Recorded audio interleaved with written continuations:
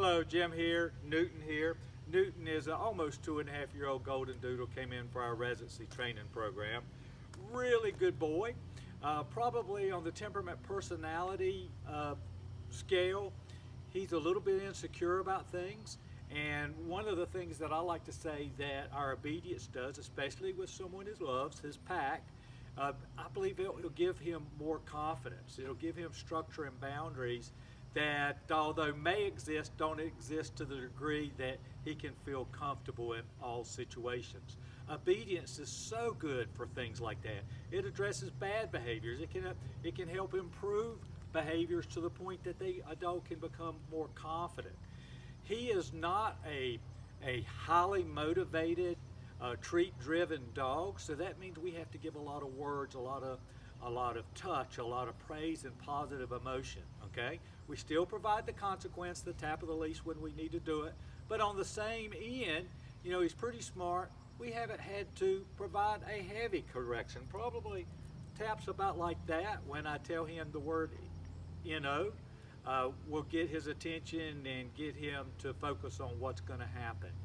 We have to be strong, we have to be confident with him, and I believe it'll take us a long way.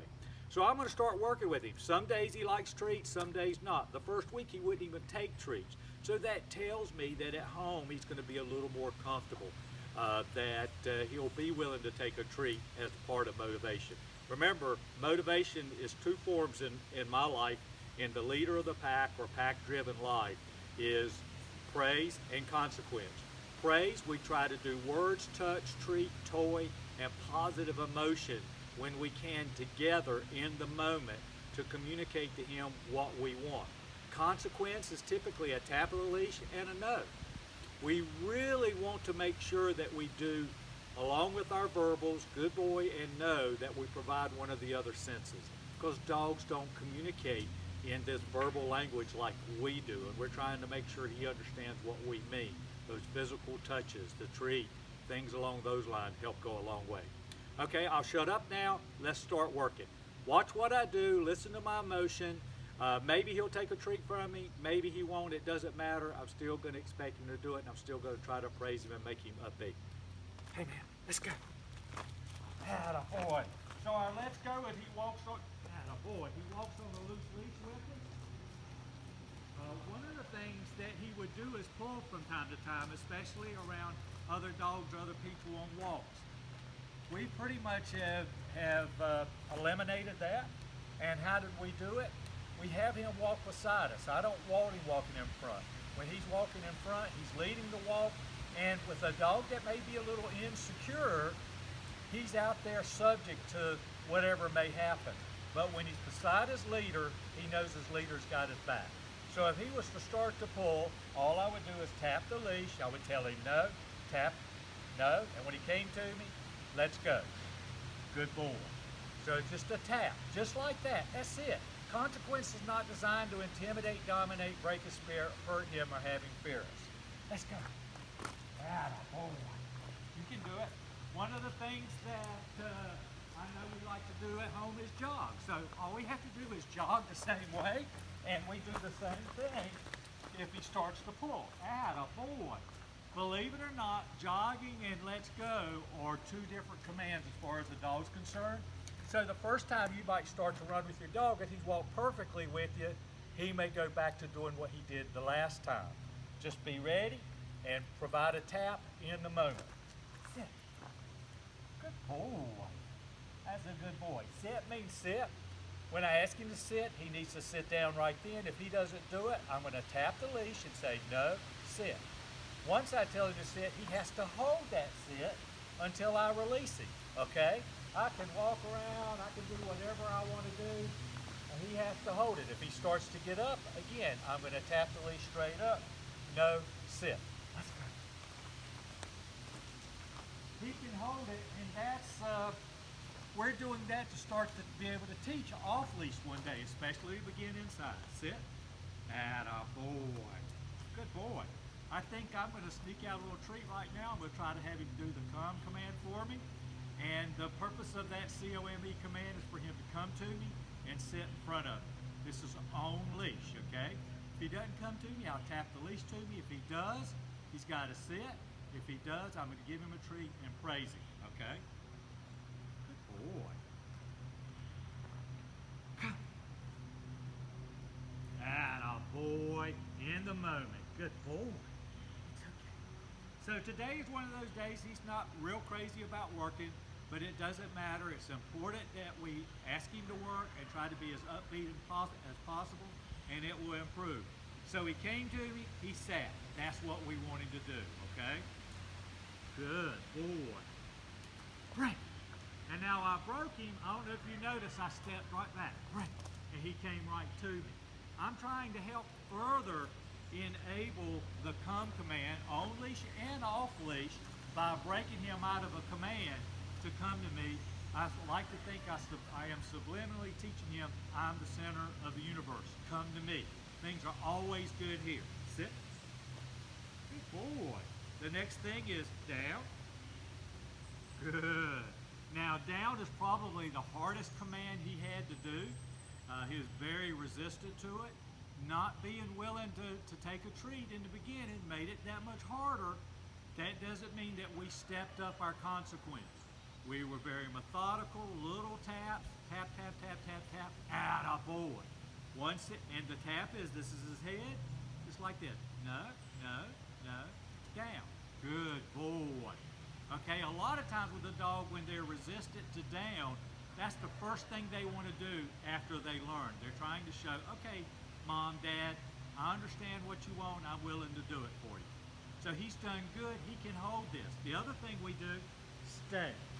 Now I just told him to pack his bags. With sit and down, I don't give the word or the command stay by themselves or with it by the command by itself, because typically what I mean when I tell a dog to sit or down, they are to sit down and hold it till the next command. When I say stay, I just said pack your bags. He's going to be there for a little while. He doesn't have to pay attention. He can roll on the side. He can go to sleep. He can do whatever, chew on a bone. He can do whatever he wants as long as he stays there. I use that open hand for that, and I actually take stay and move it to other points. Maybe in a room. I'll start to walk out a door. I'll tell my dog to stay. He's dragging the leash in the beginning or has my little tab on. I tell him to stay. I'll walk out. He stays in the room. Good boy. If he comes through, I grab the leash, tap it back. No, no, no. Stay. Good boy. Remember, even when we consequence, we provide a modicum of praise when he does it right. So important, okay? So this down stay is something important. I believe all of my clients, I tell them to try to do a down stay as much as possible, at least 3 or 4 times, maybe every day for the first couple of weeks for about 10, 15 minutes. It's just to establish that leadership. Once you've got that, then you just go back to down when you're just working or what have you, to just let him know what the hierarchy or the pecking order is in the pack. Right, let's go. Atta boy. So you see, he was holding. As soon as I broke him, he was up and out of it. Probably the fastest we've seen him since we started working. That shows you right there, he's not a crazy proponent of the down. Same thing with the next command, the PLACE command I gave. For the longest time, all he would do is get on the bed and just stand there like a statue, really uncertain. Even now, he'll, depending on his mood, and this is strange, some days he's on the top of the world, other days he's a little more unsure, a little more reluctant to want to obey. Just remember that even on the days that he's reluctant, even if it's caused by insecurity, he must do what you ask him to do. That's what's going to help make him or help him get through this eventually if you're consistent and get the repetitions in. If nothing else, he's going to feel a lot more comfortable with you and that you have his back in the pack. Let's go. So we're going to try to do that PLACE, okay? I'm going to point at the bed. Atta boy, good boy. So that's his default, is go in and sit. And he can lay down now. He can stand up. He can sit right there. I don't care. I'm going to praise him. He can actually do this for a couple of hours easy as at a time. If he was to get off, all we would do, and everything we do in the beginning is with a leash, okay? Because we've got to be able to prove to him that we can make him do these things if he messes up. or we can show him these things. What we do is if he comes off, we just pick up the leash, no, place. And then what do? A modicum of praise, good boy. Because we always want to try to reassure. Not just Newton, any dog we want to do that. I think that communication is so important. I tell a lot of people, when you have to come back and praise a dog, that's getting you in the right mindset as well after a consequence. You can't be mad and praise at the same time. And us humans have it just as bad as dogs do, if not worse. So it's a way to help us dial ourselves back in and realize what we're doing. Okay? Great. Let's go. Sit. Down from the side. Good boy. That's a good boy. So I'm going to see if he wants to take another treat here in just a second, just to get a feel. So we're going to go, let's go. Sit. Atta boy.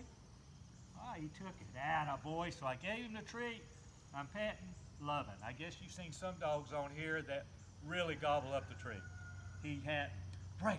One of the things you can do is if you've got a dog that doesn't like treats, you can, but he'll eat his meals or her meals, work them before breakfast or dinner. You can even use the same kibble.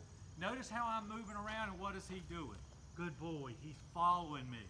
That's how we build that bond over time, okay? Good boy. And when he's watching you like that, you want to pet him and let him know that he's being good, okay? Let's go.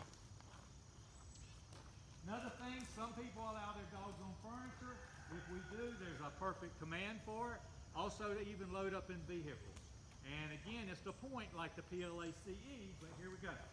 Load up. Atta boy. Break. Well, let's do it one more time. All right, buddy, load up. Good. Good boy. Break. And now we got to do it one more time because I'm anal, okay? Come on, buddy. Load up. Good boy. Break. So, notice the butterfly bush. Truly a butterfly bush. There can be a half a dozen butterflies at any given time in season. That really bothered him in the beginning. He did not want to load up on the stump, and it was because of the limbs. We talked about cutting the limbs, but at the end of the day, we felt like that he needed to persevere and do something that he wasn't confident of, okay? And you saw how he jumped up there. He's doing that pretty well. Why did I go back and repeat it not once but twice? Because he did mess up on the command. I could have even, without realizing it, give him the improper or the proper, however you want to say, body language for him to break. But I wanted him to get up there and hold it. If we were doing it on furniture, we would tell him to load up or hup or whatever. When it's time for him to get off, we tell him off.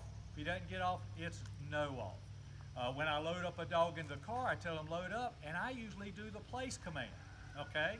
Some people restrain their dogs. You don't need the place for that. All you need to do is get them to load up.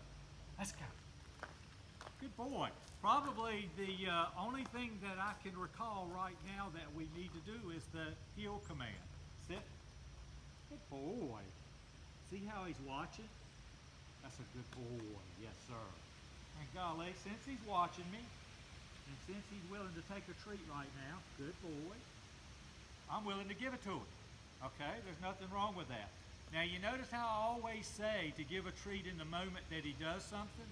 Well, guess what? I gave him a treat in the moment, but it wasn't for sitting, it was for what? He was looking at it. So when we do give a treat, when we do say no, whatever happened at that second, immediately prior to it, is why you're rewarding or providing the consequence. Remember that, okay? So our heel command is nothing more than a real tight let's go command. I might use it at Home Depot, Lowe's, or a market, farmer's market, or something like that. We have an imaginary box, and his job is to stay in the box. Our job is to keep him in the box.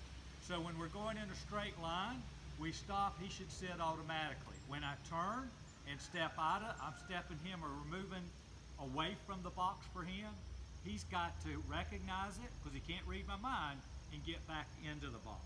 You ready, buddy? Heel. Hand signal. Stop. Good boy.